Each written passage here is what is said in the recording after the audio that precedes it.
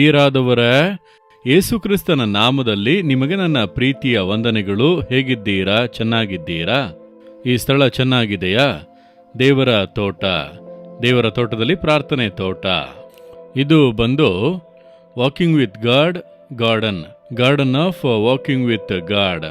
ನಡೆಯುವಂಥ, ನಡೆದುಕೊಂಡೇ ಸ್ತುತಿಸುವಂಥ, ಪ್ರಾರ್ಥಿಸುವಂಥ, ಆತನ ಬಳಿ ಬೇಡಿಕೊಳ್ಳುವಂಥ ಒಂದು ಅದ್ಭುತವಾದ ಸ್ಥಳ.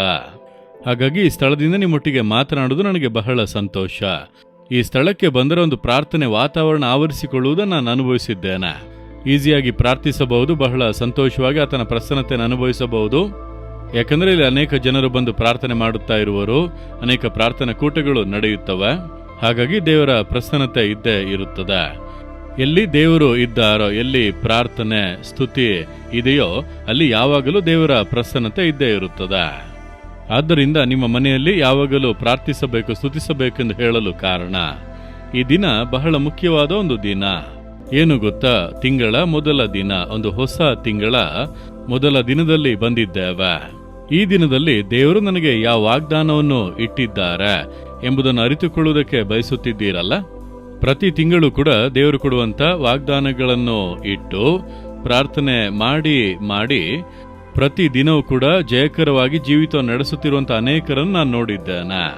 ಹೋಗುವ ಸ್ಥಳದಲ್ಲೆಲ್ಲ ಹೇಳುವರು, ಕರ್ತನು ಆ ವಾಕ್ಯದ ಮೂಲಕ ನನ್ನೊಟ್ಟಿಗೆ ಮಾತನಾಡಿದನು. ಆ ವಾಕ್ಯವನ್ನೇ ಹೇಳಿ ಪ್ರಾರ್ಥನೆ ಮಾಡಿ ನಾನು ಪ್ರತಿನಿತ್ಯ ಸಂತೋಷವಾಗಿ ದಾಟಿ ಹೋಗುತ್ತಾ ಇದ್ದೇನೆ ಎಂದು. ಅದಕ್ಕೆ ದೇವರು ಮಾತನಾಡುತ್ತಾರೆ. ಸರಿ, ದೇವರು ಯಾವ ವಾಕ್ಯವನ್ನು ವಾಗ್ದಾನವಾಗಿ ಇಟ್ಟಿದ್ದಾರೆ? ಯೆಶಾಯ 54:4 ಹೆದರಬೇಡ, ನಿನಗೆ ಅವಮಾನವಾಗುವುದಿಲ್ಲ. ದೇವರು ಹೇಳುತ್ತಾರೆ, ನನ್ನ ಮಗನೇ, ನನ್ನ ಮಗಳೇ, ನೀನು ಹೆದರಬೇಡ, ನಿನಗೆ ಅವಮಾನವಾಗುವುದಿಲ್ಲ. ಪರಿಸ್ಥಿತಿಗಳನ್ನು ನೋಡುವಾಗ ನನಗೆ ಅವಮಾನವಾಗುವಂತೆ ಕಾಣುತ್ತಾ ಇದೆ, ಸಹಾಯ ಮಾಡುತ್ತೇನೆಂಬುದಾಗಿ ಹೇಳಿದವರು ಕೈಬಿಟ್ಟು ಬಿಟ್ಟರು. ನನಗೆ ಈ ಒಂದು ಸ್ಥಳದಿಂದ ಒಂದು ಆಶೀರ್ವಾದ ಮೇಲು ಬರುತ್ತದೆ ಅಂದುಕೊಂಡೆ, ಬಾಗಿಲು ಮುಚ್ಚಲ್ಪಟ್ಟಿತು. ಒಳ್ಳೆಯದಾಗಿ ಏನೋ ಒಂದು ನಡೆಯುತ್ತದೆ ಅಂದುಕೊಂಡೆ, ಆದರೆ ತಡೆ ಉಂಟಾಯಿತು. ನನಗೆ ಅವಮಾನ ಉಂಟಾಗುವಂತೆ ಕಾಣುತ್ತಾ ಇದೆ. ಹೇಗೆ ಇಂಥ ಪರಿಸ್ಥಿತಿಗಳ ಮಧ್ಯೆ ಹೇಗೆ ಬಾಳುವುದು ಎಂಬ ಹೋರಾಟಗಳು ಇದೆ ಅಲ್ಲವ? ದೇವರು ಹೇಳುತ್ತಾರೆ, ನೀನು ಭಯಪಡಬೇಡ, ನಿನಗೆ ಅವಮಾನವಾಗುವುದಿಲ್ಲ. ಪರಿಸ್ಥಿತಿಗಳು ಅವಮಾನ ಪಡಿಸುವಂತೆ ಕಾಣಬಹುದು, ಆದರೆ ನೀನು ಅವಮಾನ ಹೊಂದುವುದಿಲ್ಲ. ಯಾಕೆ ಗೊತ್ತಾ? ನಾನು ನಿನ್ನ ಸಂಗಡ ಇದ್ದೇನೆ, ನನ್ನ ಮಗನೇ, ನನ್ನ ಮಗಳೇ, ನಾನು ನಿನ್ನ ಸಂಗಡ ಇರುವುದರಿಂದ ಅವಮಾನಕ್ಕೆ ಬಿಟ್ಟು ಬಿಡುವೆನಾ? ಯಾಕೆ ನೀನು ಭಯಪಡುತ್ತಿ? ಭಯಪಡಬೇಡ ಎಂದು ಹೇಳುತ್ತಾರೆ. ಈ ರೀತಿ ಹೇಳಿದ ದೇವರು ಆತನು ನಂಬಿಗಸ್ತನು.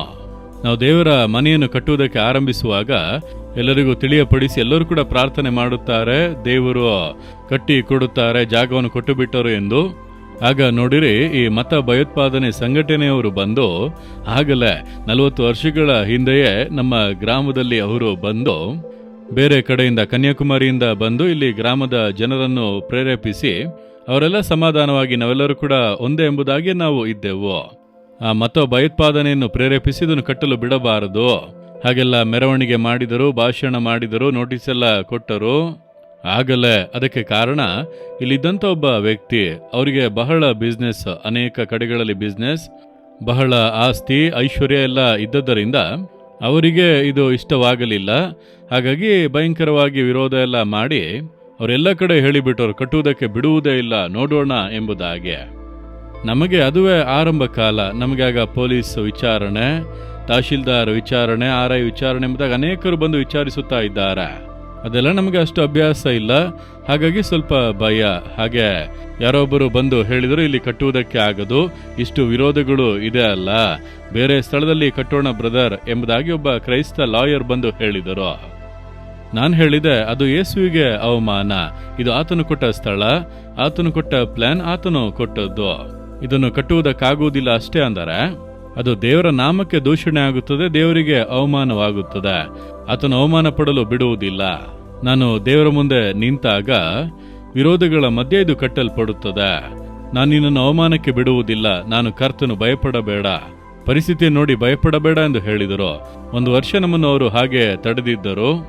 ಅದರ ನಂತರ ದೇವರು ಹೇಳಿದರು, ಸ್ಟಾರ್ಟ್ ದ ವರ್ಕ್, ಕೆಲಸವನ್ನು ಆರಂಭಿಸು, ನಾನು ನೋಡಿಕೊಳ್ಳುವೆ. ಕೆಲಸವನ್ನು ಆರಂಭಿಸಿದೆವು. ಬೇಗನೆ ಕಟ್ಟಡವನ್ನು ಮುಗಿಸಿ ಪ್ರತಿಷ್ಠೆ ಮಾಡಲು ದೇವರು ಸಹಾಯ ಮಾಡಿದರು. ಅವಮಾನ ಪಡುವುದಕ್ಕೆ ಬಿಡಲಿಲ್ಲ. ಎಲ್ಲರೂ ಮಾತನಾಡಿದರು, ಇನ್ನು ಅಷ್ಟೇ, ಇದನ್ನು ಕಟ್ಟುವುದಕ್ಕಾಗದು, ಮುಗಿಯಿತು ಎಂಬುದಾಗಿ. ನಿಮ್ಮ ಕಾರ್ಯದಲ್ಲಿ ಹಾಗೆ ಹೇಳುತ್ತಾರಾ? ಮುಗಿಯಿತು, ಈ ಕಾರ್ಯ ಇನ್ನು ಅಷ್ಟೇ, ಈ ಕುಟುಂಬದಲ್ಲಿ ಅಷ್ಟೇ, ನಿಮ್ಮ ಬಿಸ್ನೆಸ್ ಅಷ್ಟೇ, ಕೆಲಸ ಅಷ್ಟೇ, ಸೇವೆ ಅಷ್ಟೇ, ಏನು ಮಾಡೋದಕ್ಕಾಗದು, ಎಲ್ಲ ಮುಗಿಯಿತೆಂಬುದಾಗಿ ಹೇಳುತ್ತಾರಾ? ದೇವರು ಹೇಳುತ್ತಾರೆ, ನಿನಗೆ ಅವಮಾನವಾಗುವುದಕ್ಕೆ ನಾನು ಬಿಡುವುದಿಲ್ಲ. ಇದುವರೆಗೂ ಕಂಡಂಥ ವಿರೋಧಗಳು, ತಡೆಗಳು ಸಕಲವೂ ನೀಗುತ್ತದೆ. ಈ ತಿಂಗಳಲ್ಲಿ ದೇವರು ನಿಮಗಾಗಿ ಒಂದು ಅದ್ಭುತವನ್ನು ಮಾಡುತ್ತಾರೆ. ಅವಮಾನ ಪಡಲು ಬಿಡುವುದಿಲ್ಲ. ನಿಮಗೆ ಅವಮಾನವನ್ನುಂಟು ಮಾಡಲು ಹೋರಾಡುತ್ತಿರುವಂತಹ ಸೈತಾನನ ಕ್ರಿಯೆಗಳು, ಮಾನಸಿಕ ಶಕ್ತಿಗಳೆಲ್ಲ ಅಡಗಿ ಹೋಗುತ್ತವೆ. ನೀವು ನಂಬಿರಿ, ಭಯಪಡಬೇಡಿ ಎಂದು ದೇವರು ಹೇಳುತ್ತಾರೆ. ಹಾಗೆ ಹೇಳುವಿರಾ? ದೇವರೇ, ಹೆದರಬೇಡ, ನಿನಗೆ ಅವಮಾನವಾಗುವುದಿಲ್ಲ ಎಂದು ವಾಗ್ದಾನ ಮಾಡಿದ್ದೀರಿ. ಯೇಸುವೆ, ನಿಮಗೆ ಸ್ತೋತ್ರ.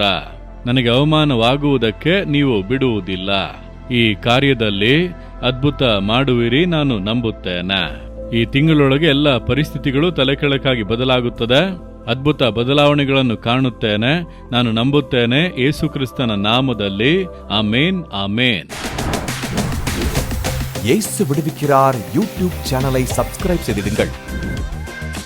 சப்ஸ்கிரைப் பட்டனை கிளிக் செய்து பெல் சின்னத்தையும் கிளிக் செய்து அன்றாட புது நிகழ்ச்சிக்கான தகவலை பெற்றிடுங்கள்.